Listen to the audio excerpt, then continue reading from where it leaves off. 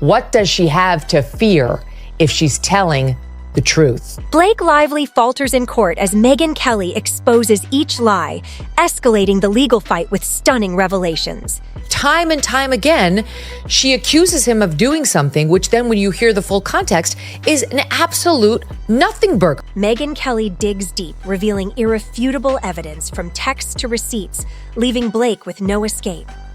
Wants us to believe this is actionable harassment. Blake unravels as the truth emerges, her flawless image crumbling fast, overwhelming her with panic. TMZ has gotten its hands on that video, and you can hear Blake Lively and Justin Baldoni interacting as themselves, knowing that this is all on video and that this is going to be used to create this dance scene.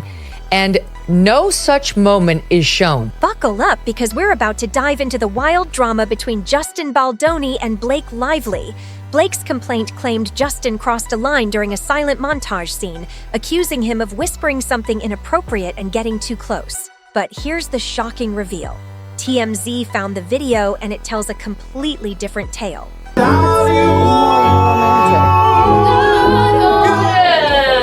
Oh my gosh, we don't shut up. And Emily and I we have these moments where staring. Blake and Justin are clearly hamming it up for the camera, laughing, flirting, and playfully nuzzling, entirely in character. It says, am I getting beard on you? it smells good. Well, it's not that. It's my body makeup. Right, and then says, smells good, and she says, it's my body makeup. That's her big harassment moment. This is no longer just a case of conflicting stories. It's a full-on unraveling of Blake Lively's narrative. We're talking solid evidence, receipts, and every detail being exposed for the world to see. Megyn Kelly is making it crystal clear that Blake won't be walking away unscathed from this. When Megyn confronted Blake about that on-camera interaction, Blake didn't own up to the full context. Instead, she portrayed it as a major violation of her boundaries. But it's starting to make people question, was Blake stretching the truth all along? If she's being dishonest about this, what else has she exaggerated or fabricated? The entire situation is starting to feel like a well-coordinated attack rather than a genuine accusation. This isn't the first time Blake's version of events has been disputed. Remember when she claimed Justin's producing partner showed her explicit material? That so-called pornography turned out to be an artistic, heartfelt photo of the partner and his wife with their newborn baby after a home birth. Nothing inappropriate at all. This pattern of misrepresentation is becoming more concerning. Time and time again, she accuses him of doing something, which then when you hear the full context is an absolute nothing burger. Megyn Kelly has called out the inconsistency between Blake Lively's actions and her accusations. Blake has been manipulating the media, leaking information, and trying to portray herself as the victim, especially after last summer's controversial videos damaged her image. Now, Blake has filed a lawsuit against Justin Baldoni, alleging harassment and retaliation. In response, Justin countersued, claiming Blake is attempting to silence him and ruin his reputation. He's standing firm in his defense. Despite initially leaking details to the New York Times, Blake now seeks a gag order, accusing Justin of trying the case in the press. However, it's becoming clear that Blake isn't the innocent party here.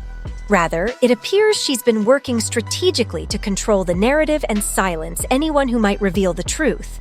Her push for a gag order only raises more questions about what she's trying to hide. The only reason this whole thing got started, before she filed the lawsuit, she just went to the California Human Rights Office, is because she clearly cooperated with the New York Times to leak the whole thing. Megyn Kelly isn't backing down, and neither is Justin's team. She raises a key question. If Blake is telling the truth, why is she trying to suppress the evidence? If her claims are valid, there should be nothing to fear in revealing all the details. Instead, Blake is working hard to silence anyone who could expose the truth. The drama between Blake and Justin is escalating. During the It Ends With Us press tour, they kept their distance. No joint interviews or red carpet appearances, just whispers of tension between them. While the film performed well at the box office, the behind-the-scenes conflict stole the spotlight. Now, the legal battle is heating up. a New York federal judge, J.L. Lyman, has set a trial date for March 2026. But even before the courtroom showdown, the stakes are rising. Blake's team has accused Justin's lawyers of attempting to sway potential jurors by launching a website that selectively releases documents and private communications between the two stars. These snippets allegedly show Blake wasn't as innocent as she appears. Blake's legal team is demanding an end to the constant media leaks, calling them defamatory and damaging to her reputation. In response, Justin's lawyer, Brian Friedman, emphasized they'll respect the court, but intend for the public to see the text messages and videos that directly contradict Blake's version of events. Blake has also requested a deposition from a crisis management expert, claiming this individual played a major role in the social media manipulation that shifted public opinion against her. Why should Justin be able to release snippets to the media without the full context? That's what she said. That's what she did. She alleges that she's a Me Too victim there. This situation is spiraling out of control. Blake tries to play the victim, but the growing evidence is stacking against her. Justin remains steadfast, determined to expose the truth and clear his name. I will happily participate in releasing any further leaks that they have, because the truth should be out. The tension between Justin Baldoni and Blake Lively has hit a new high, and this time it's all out in the open. After Blake's recent allegations in the New York Times about Justin's harassment and a supposed smear campaign, the drama seemed like it couldn't get worse. But now Justin is hitting back, this time with hard evidence. These aren't just simple receipts. They could completely alter the narrative Blake has been presenting to the public. What's even more shocking is Justin's commitment to transparency. According to TMZ, he's released private communications with Blake, including a nearly 7-minute voice memo he sent her at 2 a.m. while they were filming together. This new revelation is a game changer, and it looks like Blake's carefully crafted story may now be unraveling in front of everyone. Hopefully it's not been the experience with me. There's nothing more exciting to me like that I get to work with Blake Lively and have her, all of her. I mean, that's what I want. The feud began when Blake reportedly tried to take full control of the film, not in a collaborative way, but by rewriting scenes, directing, and sidelining Justin.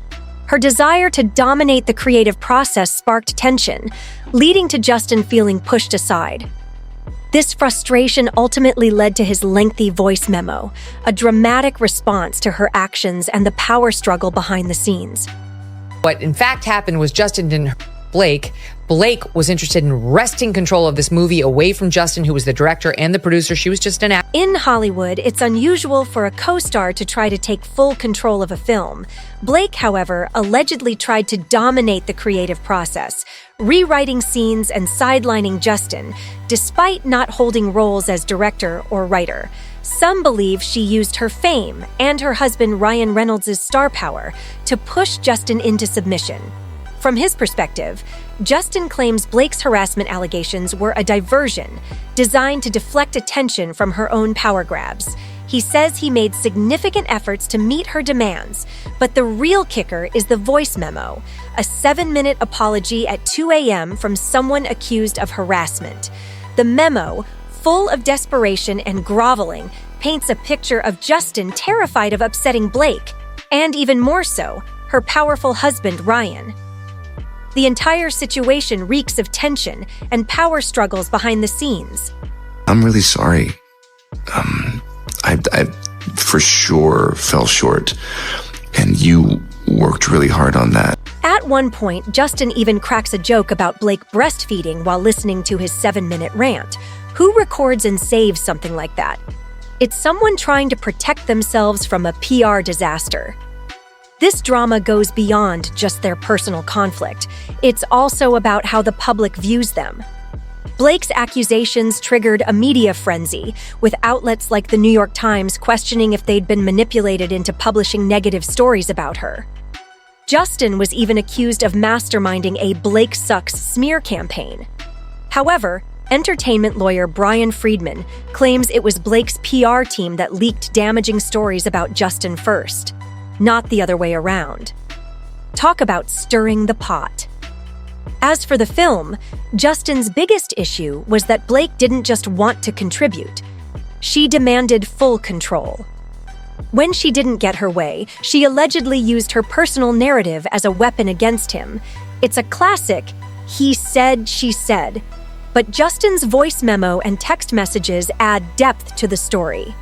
Instead of being painted as the villain in Blake's version, Justin now seems more like a victim, trapped between a powerful Hollywood couple and his own artistic vision. She did, and how she bullied her way through the process to take over the movie and used her PR people to try and destroy. Justin Baldoni's public persona, shaped by his book Man Enough, Redefining My Masculinity, and his podcast, painted him as a reformed and enlightened man. But now, critics are questioning his actions, from his endless apologies to letting himself be pushed around, suggesting he's lost touch with his own strength. Some have even gone as far as calling him a bootlicker, accusing him of going too far and trying to be accommodating. Ouch. On the flip side, Blake's campaign against Justin seems to be backfiring. With each new piece of evidence, from breastfeeding texts to the voice memo, her credibility is taking serious hits. What initially seemed like a bold attempt to reclaim her narrative is spiraling into a PR disaster, reminiscent of the Amber Heard saga. Public perception can be brutal, and right now, Blake's image is taking a beating. So where does this leave us? Justin's team claims they're just getting started, with more texts, emails, and potentially more late-night voice memos in the works. If Blake thought she could control the narrative, she may have underestimated how far Justin is willing to go to clear his name. Meanwhile, Ryan Reynolds' silence is deafening. Has he removed himself from the drama, or is he quietly working behind the scenes? In a stunning twist, Justin has filed a defamation and extortion lawsuit against Blake and Ryan, seeking a jaw-dropping $400 million in damages, nearly 4 times their combined net worth. Is this amount realistic? Legal experts, including family law attorney Roard Dalton Palmer, suggest the sum is more about grabbing headlines than expecting a massive payout. Palmer, who's not involved in the case, noted that aiming high in lawsuits is a common strategy for media impact. In this case, $400 million is less about reaching for the stars and more about attempting to claim the entire galaxy. Lively has officially entered the chats. She just released a statement saying this is an old age story. A woman speaks up with concrete evidence of harassment and retaliation, and the abuser attempts to turn the tables on the victim. This is what experts call DARVO, deny, attack, reverse, victim, offender. Despite the staggering $400 million claim, it seems that Justin Baldoni is more focused on clearing his name than on chasing a financial payout. After being dropped by WME and losing the prestigious Women's Solidarity Award due to harassment allegations, his reputation took a significant blow, making him a prime target for cancel culture. For Baldoni, this lawsuit isn't just about money. It's about regaining his standing. As Nama Rahmani, president of West Coast Trial Lawyers, aptly put it, this case is about Baldoni fighting to reclaim his story and sending a strong message to Blake Lively. Although Baldoni has a top-tier legal team, the $400 million figure feels more like a strategic media move than a realistic goal. Entertainment lawyer Cameron Doat Shahi agrees, calling it a PR tactic. To secure such a massive payout, Baldoni would need to prove that Lively and Reynolds sabotaged his career, preventing him from potentially earning hundreds of millions. That's a tough challenge, even in Hollywood. So why go for such an outlandish number? Some believe it's a negotiation tactic. By setting the stakes so high, Baldoni might force Lively and Reynolds into settling, avoiding a long, messy legal battle. It's a gamble. But in the current cancel culture climate, it's one Baldoni seems willing to take.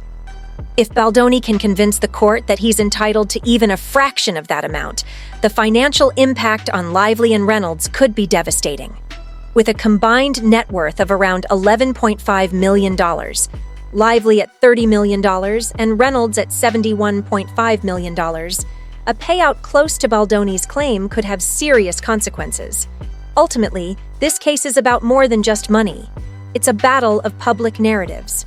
Blake Lively claims she was harassed and unfairly vilified when she spoke out, while Baldoni maintains those allegations are unfounded, calling them part of a smear campaign to tarnish his reputation.